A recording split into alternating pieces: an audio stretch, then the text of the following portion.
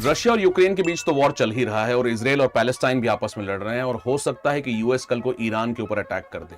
ऐसे में world war 3 की पॉसिबिलिटी को डिनाई नहीं कर सकते हैं। लेकिन अगर वर्ल्ड वॉर 3 आज या बहुत ही जल्दी हो जाए तो इसका इंडिया और चाइना के ऊपर क्या इंप्लीकेशंस होगा?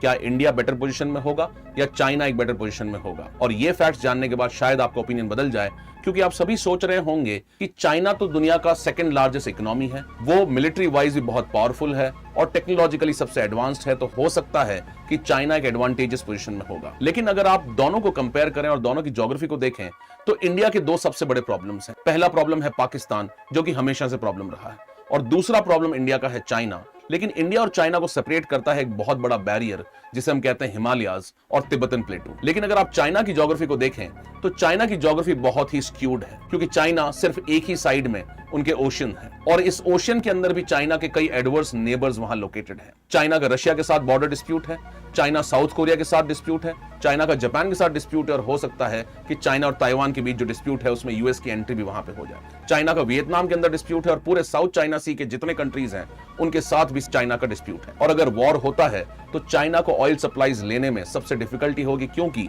ये ऑयल सप्लाईज जाती है एक नैरो रास्ते से, जिसे हम कहते हैं स्ट्रेट ऑफ मलक्का। और अगर अपन इंडिया को देखें तो इन पाकिस्तान और चाइना जो दो प्रॉब्लम्स हैं, इनके अलावा इंडिया का पूरा एक्सेस है इंडियन ओशन के प्रति। इंडिया की एक सेंट्रल लोकेशन है इंडियन ओशन में और इसकी वजह से इंडिया के पास ऑयल एक्सेस कर पाना बहुत मुश्किल नहीं होगा।